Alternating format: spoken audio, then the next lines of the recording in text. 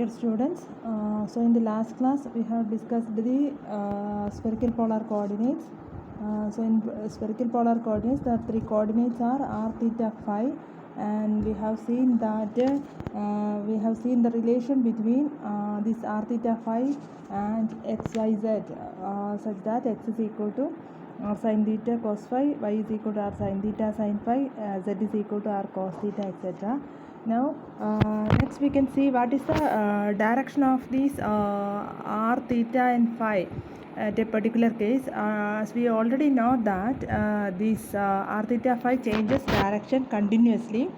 So at any point ഇപ്പോൾ ആറിൻ്റെ direction നമ്മൾ പറയുകയാണെങ്കിൽ it will be always along the radius of the sphere. ആറിൻ്റെ ഡയറക്ഷൻ ആയിരിക്കും ഒരു പെർട്ടിക്കുലർ പോയിന്റിലുള്ള ആറിൻ്റെ ഡയറക്ഷൻ എങ്ങോട്ടാണോ അല്ലെങ്കിൽ പോയിന്റ് എവിടെയാണോ ആ പോയിന്റ് കൂടെ വരുന്ന from the centre to the point വരുന്ന അതിൻ്റെ ഒരു ഡയറക്ഷനിലാണ് നമുക്ക് ആറിൻ്റെ ഡയറക്ഷൻ വരിക. തീറ്റ എന്ന് പറയുന്നത് നമ്മൾ കണ്ടു, തീറ്റ കോൺസ്റ്റൻ്റ് ആവുന്ന ഒരു പ്ലെയിൻ എന്ന് പറഞ്ഞാൽ it is the plane which is represented by this cone. So ഈ കോണിൻ്റെ പ്ലെയിനിന് പെർപെൻഡിക്കുലർ ആയിട്ടുള്ള പ്ലെയിനിലായിരിക്കും എപ്പോഴും തീറ്റയുടെ direction വരുന്നുണ്ടാവുക.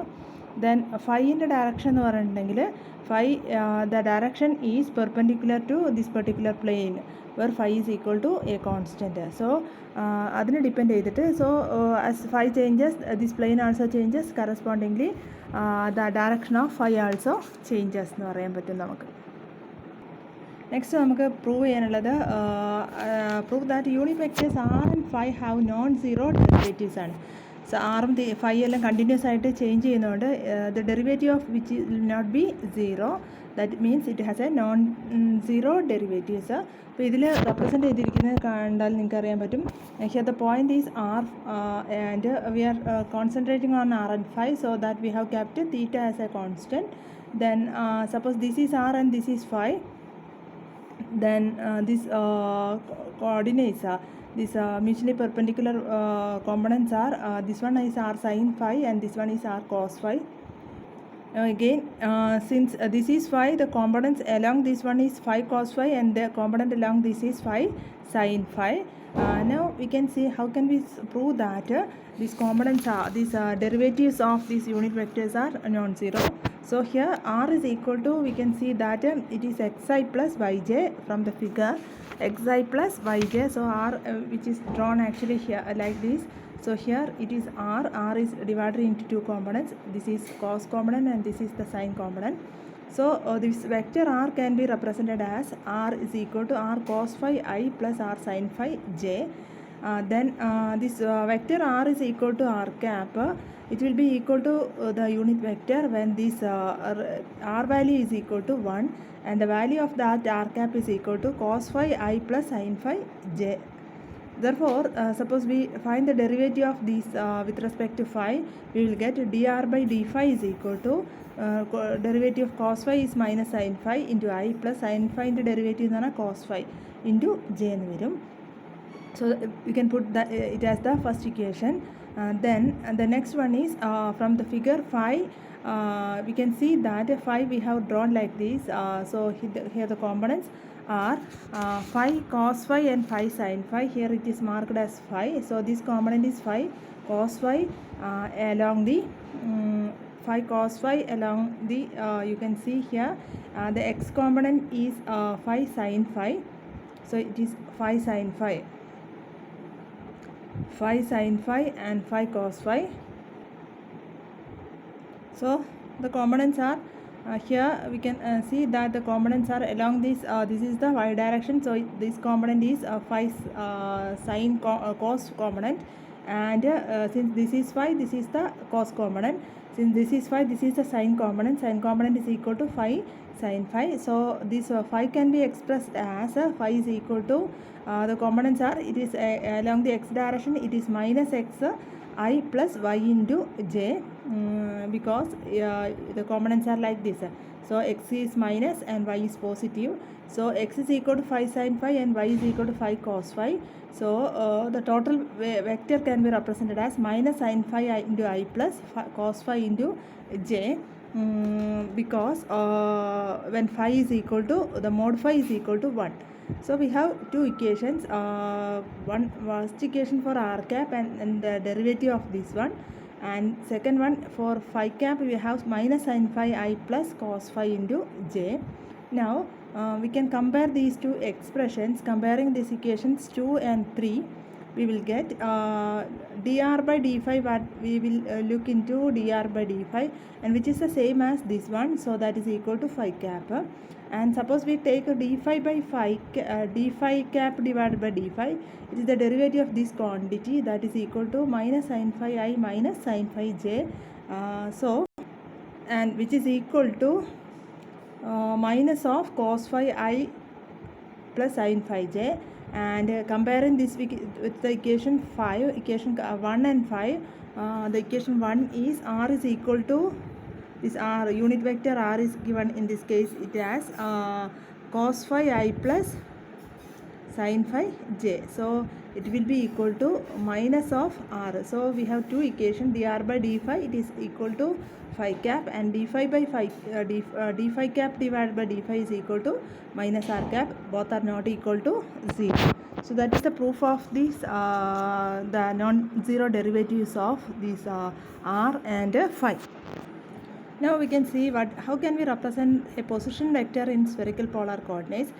Suppose the coordinates in Cartesians are x, y, z, then we will represent this vector r as xi plus the position vector will be represented as x into I cap plus y into j cap plus z into k cap, where x, y, z are the three mutually perpendicular components of r in a Cartesian coordinate system, and this I, j, k are the unit vectors along the three direction.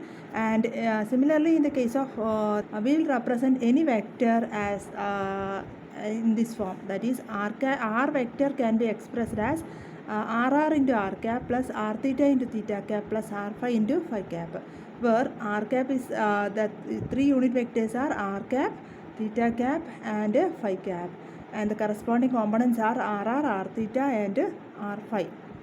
Since ഇവിടെ R R R തീറ്റ R phi എന്ന് പറയുന്ന components mutually perpendicular ആയിരിക്കും, അതുപോലെ R തീറ്റ phi എന്ന് പറയുന്ന unit വെക്ടേഴ്സും they are always in the direction of increasing direction of r theta and phi, and these unit vectors are also mutually perpendicular. Now based on these we can find out the elemental displacement, area component etc. in spherical polar coordinates. First of all, we can see an elemental displacement in spherical polar coordinates. An elemental displacement in spherical polar coordinates can be represented as dl is equal to some small distance dlr into r cap plus dl theta into theta cap plus dl phi into phi cap. So in the usual case we will represent it as dx into I plus dy into j plus dz into k. So similarly here we are representing the small length component along r direction as dlr, theta direction as dl theta, and phi direction as dl phi. So this is the expression for a small displacement. So dlr from now we can find out this, what is this dlr, dl theta, dl phi etc. Now we can see that from, suppose the point is here, we can see that suppose from this point the direction of r cap is along this direction. Suppose the small change in length is here, dlr we are representing as suppose we want to represent dlr as some vector multiplied by unit vector, then that vector is along the vector dr itself.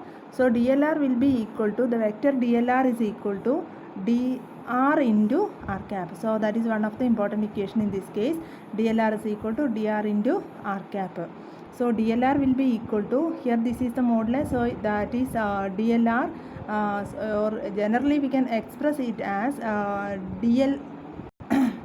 The first part of this dl is dlr, and that is obtained as dr into r cap. So that is an important equation in the case of spherical polar coordinates. Next we can see what is dl theta. Suppose an angle theta we can represent like this. This is the angle theta.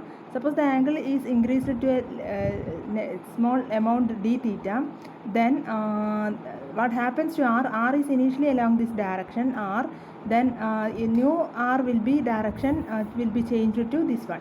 So this change, this angular change is represented as dl theta. Now this angular change we have to represent in terms of this. We can represent it as r into d theta, because angle is equal to arc into radius. So angle is equal, angle is equal to arc by radius. That is the general equation. So here arc is dl theta and radius is r. So dlr, arc is equal to angle into this radius. Angle is equal to this d theta and radius is equal to r. So dl theta will be equal to r d theta. So that also an important equation in the case of spherical polar coordinates. So dlr, which we have obtained as dr into r cap, then dl theta is obtained as r d theta. Now next we can see what is the expression for dl phi. Now suppose this is the initial position of this phi. This is the phi position. Now suppose that angle is increased to a small amount d phi, then that dl phi is obtained as some dl phi modulus of that into phi cap.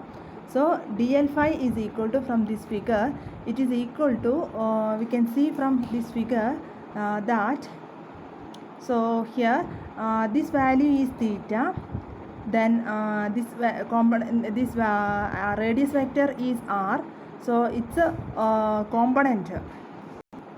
Actually this is dl phi is this, usually this dl phi is this radius part. We can mark here as this angle part is represented.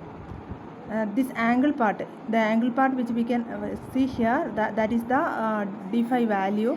And in order to obtain that d phi value, first of all we have to find what is this radius stands for, and this angle is, which we have already seen it as, this angle is d phi actually, and this arc, this arc part that you have to see find out, it is the dl phi value. Now in order to find out this arc value, suppose the vector is r, then suppose this angle is theta, then its a component along this z direction will be, so here it has two components, one is r sin theta and the other one is r cos theta. This r cos theta along this z direction, and r sin theta, it is this component. So the radius vector in this case is r sin theta. So dl phi is nothing but this radius vector